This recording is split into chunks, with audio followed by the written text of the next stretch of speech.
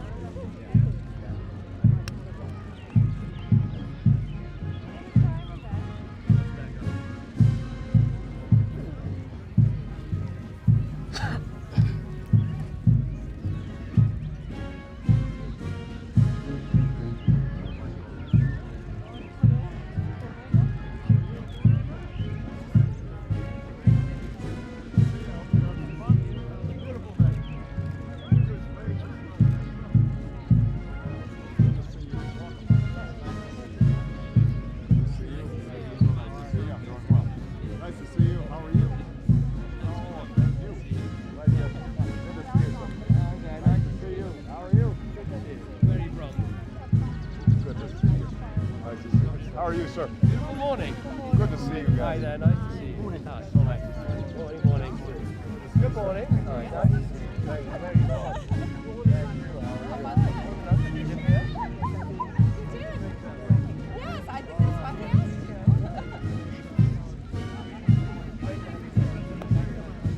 Nice to see you all well. Very well. Good. You went around the hill. Very good. Excellent. Nice to see you.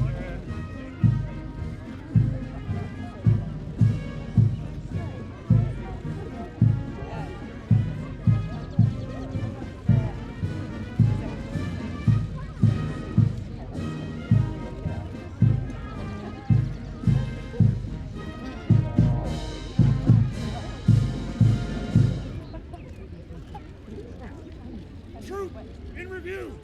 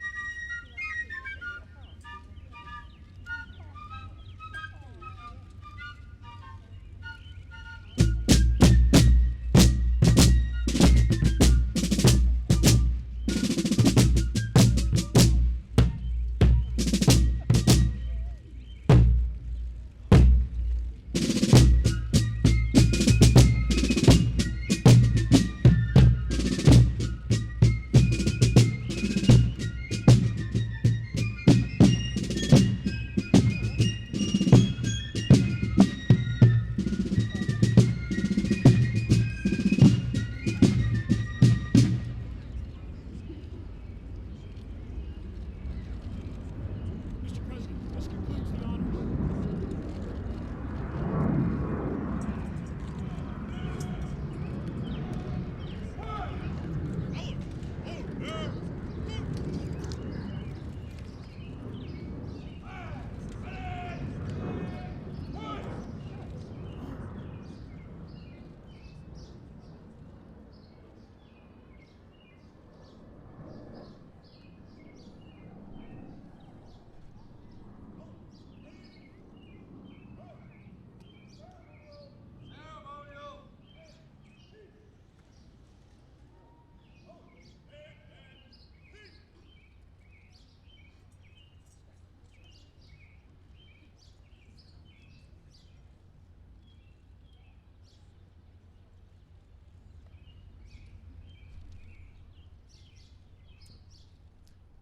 Good morning, everyone. The storied relationship between the United States and the United Kingdom is steeped in tradition. And last night, as president, I shared with the Prime Minister a uniquely American tradition of bracketology. March Madness. He's learned to appreciate one of our great national pastimes. His team has told me he has decided to install a hoop at 10 Downing Street.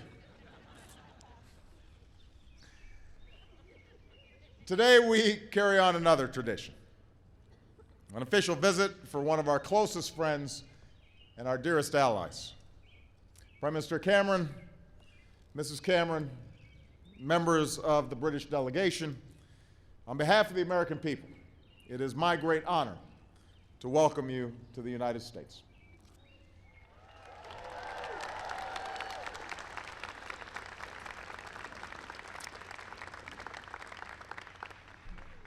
David, Samantha, on behalf of Michelle and myself, we welcome you to the White House. And Samantha, just let me say that we are delighted that you've made America your first official foreign trip.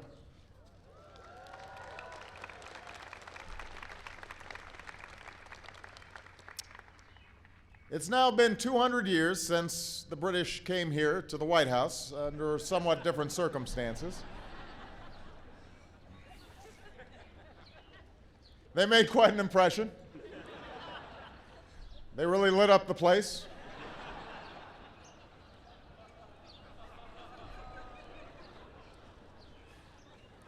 But we moved on. And today, like so many presidents and prime ministers before us, we meet to reaffirm one of the greatest alliances the world has ever known. This visit is also an opportunity to reciprocate the extraordinary and gracious hospitality shown to us by Her Majesty Queen Elizabeth, by David and Samantha, and by the British people during our visit to London last year. And we are proud that this visit comes as Her Majesty begins her Diamond Jubilee, celebrating 60 extraordinary years on the British throne.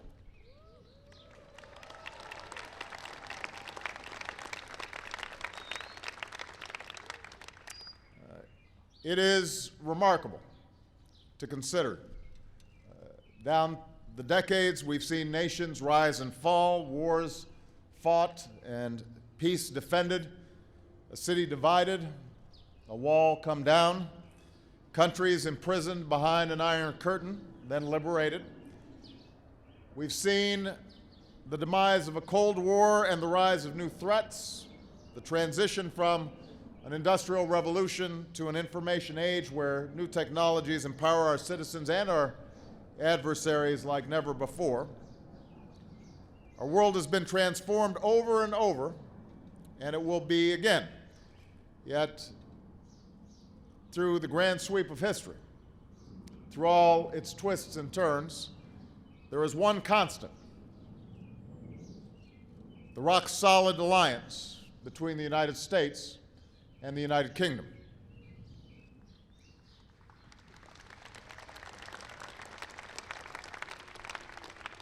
And the reason is simple. We stand together and we work together and we bleed together and we build together in good times and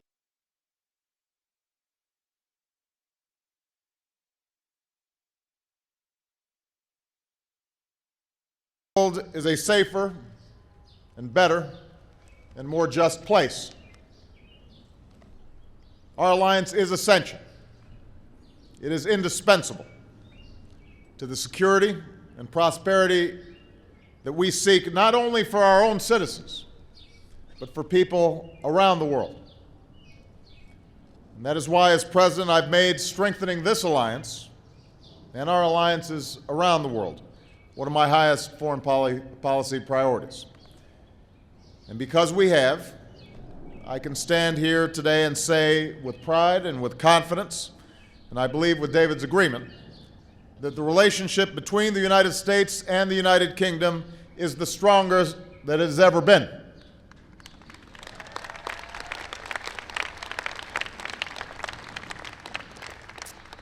And so in the sunlight of this beautiful morning, with children from both nations in attendance,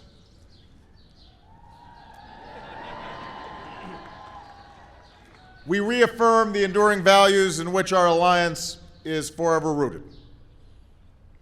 We believe that every person, if they're willing to work hard, if they play by the rules, deserve a fair shot, deserve a chance to succeed. So in these tough economic times, we stand united in our determination to create the jobs that put our people back to work, in expanding trade that is both free and fair, and in fighting for a global economy where every nation plays by the same rules. We believe that our citizens should be able to live free from fear. So, like generations before us, we stand united in the defense of our countries and against those who would terrorize our people or endanger the globe with the world's most dangerous weapons. We believe in the universal rights of all people. So we stand united in our support for those who seek to choose their leaders and forge their future, including the brave citizens of the Middle East and North Africa who deserve the same God-given rights and freedoms as people everywhere. And we believe in the inherent dignity of every human being.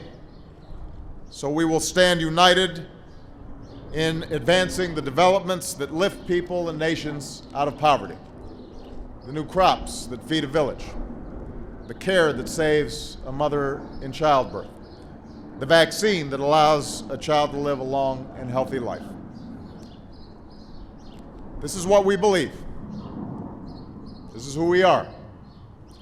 This is what we do together, what we achieve together every single day. And this is the alliance that we renew today, guided by the interests we share, grounded in the values that we cherish, not just for our time, but for all time. And finally, I would just note that while this is not the first official visit of my presidency, it is one of the few where I have not had to pause for translation. We Americans and Brits speak the same language most of the time. So let me just say, David, we are chuffed to bits that you are here. And I'm looking forward to a great natter. I'm confident that together we're going to keep the relationship between our two great nations absolutely top-notch. David, Samantha, the warmest of welcomes from Michelle and myself, but more importantly from the American people. We are honored to have you here.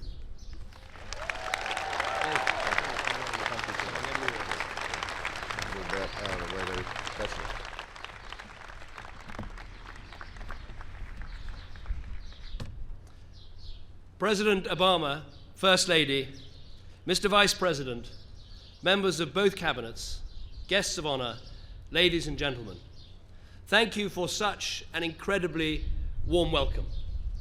I have to say, Barack, with that spectacular command of our shared language, with all these Union flags, and with so many friends at home, you are really making me feel very at home here in Washington.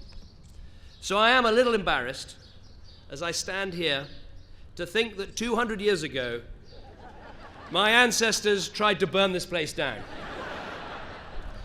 Now, looking around me, I can see you've got the place a little better defended today. You're clearly not taking any risks with the Brits this time. And thank you also for the lessons last night. I will leave America with some new words. Alley-oops, brackets, fast breaks, and who knows, maybe that hoop will be installed in Downing Street after all. It was a great evening. Thank you very much indeed. Now, of course, since that unfortunate episode 200 years ago, generations of British and American servicemen and women have fought together. Our grandparents fought in the same campaign. My grandfather wounded a few days after D-Day, the greatest ever British and American operation in history. And yours, Barack, serving under General Patton as the Allies swept through France. Whether it is defeating the Nazis, standing up to the Soviets, defending the Korean Peninsula, or hunting down Al-Qaeda in Afghanistan, there can be no more tangible illustration of our two nations defending our values and advancing our interests than the mutual sacrifice made by our servicemen and women. And let us once again pay tribute to their valor, their courage, their professionalism, and their dedication here in Washington today.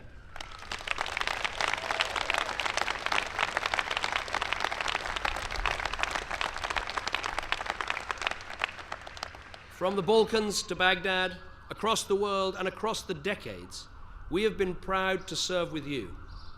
When the chips are down, Britain and America know that we can always count on each other, because we are allies not just prepared to say the right thing, but to do the right thing, and to do it in the right way, promoting our values, standing up for our ideals. The partnership between our countries, between our peoples, is the most powerful partnership for progress that the world has ever seen. That is why whenever an American president and a British Prime Minister get together, there is a serious and important agenda to work through. And today is no different. Afghanistan, Iran, the Arab Spring, the need for trade, for growth, for jobs in the world economy, the biggest issues in the world, that is our agenda today. But what makes our relationship so vigorous and so lasting is that it draws its strength from roots far deeper and broader than government or the military. It is a meeting of kindred spirits. When the world's brightest minds want to generate the innovations that will make tomorrow more free and more fair, they look to our great universities like Harvard and Stanford, Cambridge and Oxford. When the most audacious and entrepreneurial philanthropists, like the Gates Foundation, want not just to give out to charity, but to eliminate polio and other avoidable diseases so that no child in our world should die unnecessarily, they find partners across the Atlantic in the British aid agencies like Save the Children, Oxfam and Christian Aid. And when a great innovator like Sir Tim Berners-Lee wanted a partner to make the World Wide Web a reality, he turned to America. Why? Because he knew that it was in America that he would find that same spirit of creativity, innovation, and risk-taking that defines our unique approach to enterprise and to business. He's not alone. In 2010, transatlantic partnerships produced 8 of the 9 Nobel Prizes in science. Foreign direct investment between Britain and America is the largest in the world and now stands at $900 billion. This creates and sustains around 1 million jobs each side of the Atlantic. And it provides a strong foundation for bilateral trade worth nearly $200 billion a year. In fact, American investment in the UK is 8 times larger than China. And UK investment in America is nearly 140 times that of China. So yes, the world is changing at a faster rate than ever before, and the ways we will influence events are changing with it. But one thing remains unchanged: the ceaseless back and forth between our two nations through ideas, friendship, business, and shared endeavor. And that's why I believe that we can be sure that in 50 years' time, an American president and a British Prime Minister will stand on this very spot, just as we do now. They will stand here as we do, for freedom and for enterprise. Our two countries, the United States of liberty and enterprise. That is why I'm so pleased to be here today, to celebrate an essential relationship that, as you say, has never been stronger, and to work with you to make sure we deliver that, and to make our countries closer and closer still. Thank you.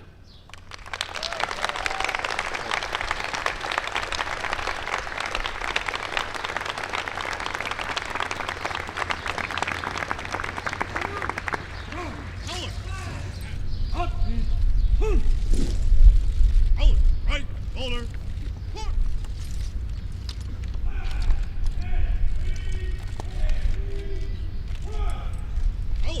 Ready? Cut. Mr. President, this concludes the ceremony.